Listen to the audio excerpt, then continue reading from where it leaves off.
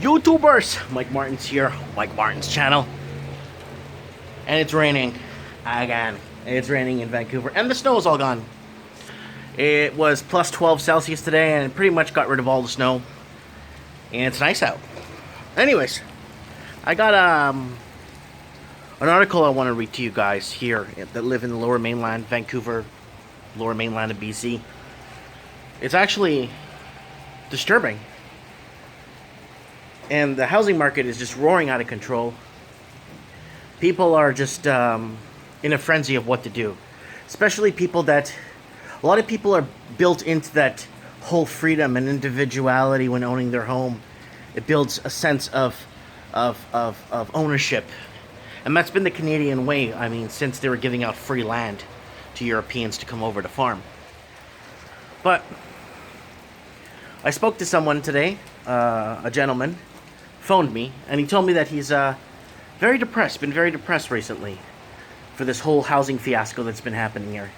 It's been saving up a down payment for 11 years, and he continues to rent. He's got 4 kids, and he's been working his butt off. He's a very professional too, extremely professional. And he asked me, how do you cope without not owning a home or not getting that sense of ownership?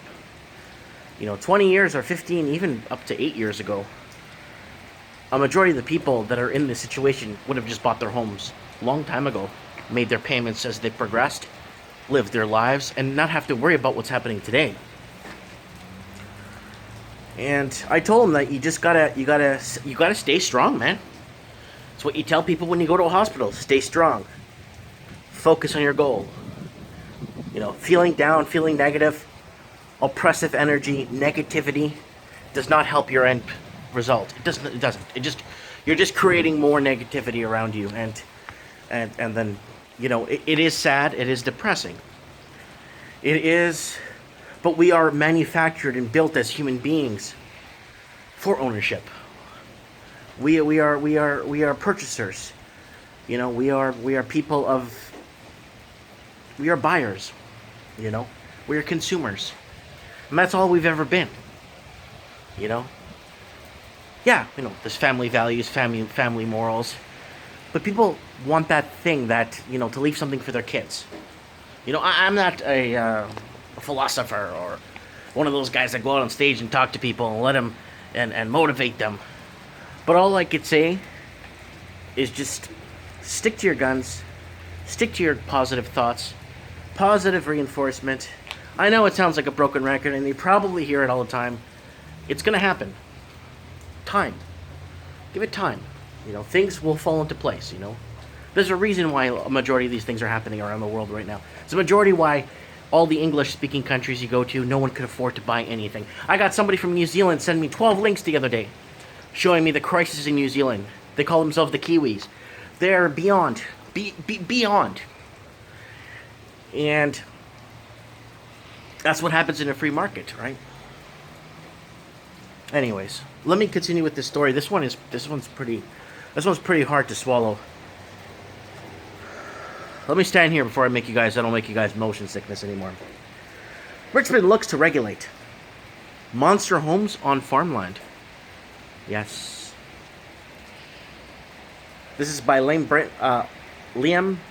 Britton, CBC News, posted today, January 17, 2017 at 7:04 a.m.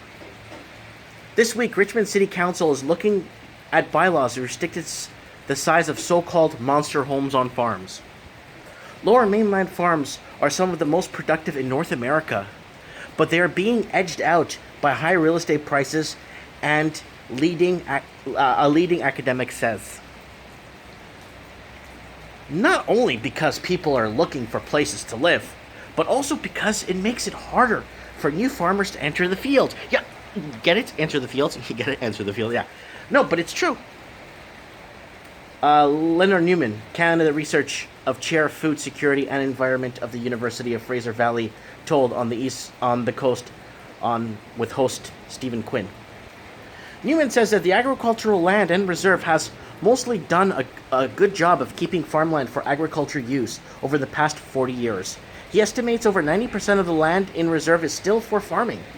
But there is pressure from land speculators and commissions which oversees it.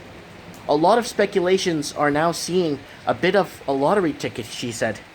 Maybe things will change and maybe things will look different down the future. So we're seeing a lot of people holding land and not farming it. It's a big problem. I'm no historian, but I could tell you something. You know when you see these grand cities, and I asked the same question myself. You know when you see those big cities, abandoned cities, those massive, not Detroit, I'm talking about like ancient civilization cities, like Egypt. You see all those Babylonian cities all gone. Like, not gone, they're there, but they're abandoned. And you see these massive Mayan cities, you see all these abandoned cities all over the world. Historical, I mean talking ancient cities, ancient civilizations, just abandoned, walked away. Do you know why they abandoned and walked away from their land and these grand cities? It's because they couldn't get water in, and they couldn't get food in. Once you can get water or food in, people leave. They might do a mass exodus. And to me, once you take up farmland and people stop farming, some other farm's got to make up that quantity. You think once they get rid of 40 acres of land of farming that's being utilized and sold in the Lower Mainland, do you honestly think 10,000 people are going to stop eating to make up for that loss of that farm? I don't think so. So other farms have to take the burden, and a lot of farmers can't get into the field, right? Into the field, because they can't afford to farm anymore. Do you understand what I'm trying to say? It's so expensive to get equipment and to get on your toes and get on your feet. A lot of people do get in, and then they get into debt. And guess what happens when they get into debt? They can't afford to pay back a lot of the machines and stuff, and they lose the farm. And it is really sad. Let's continue with the article here. An unhealthy farm environment. Newman says one symptom of an unhealthy farm environment is the proliferation of massive homes on farmland. She says many homeowners of these homes were able to buy lands cheaply and build larger homes and pay less tax, and while not facing any obligation to do any farming. Richmond is one of where this plays out, she says. Councillor Harold Steves agreed. Last summer we got applications for houses 40,000 square feet, he said. We turned them down. That's not a single family home. Go figure, 40,000 square feet home. We want to send a message to people considering buying, and they should be buying ALR land for farmland. To put houses taking up 2 or 3 acres of land is ludicrous. It's the size of a mall. This week, Richmond City Council is debating options for a bylaw on house sizes on the ALR land. Steve says he favors the bylaw similar to Delta's that would limit farmhouse approximately 5,000 square foot, the similar house on farms smaller than 20 acres. So peeps, what do you think about this, man?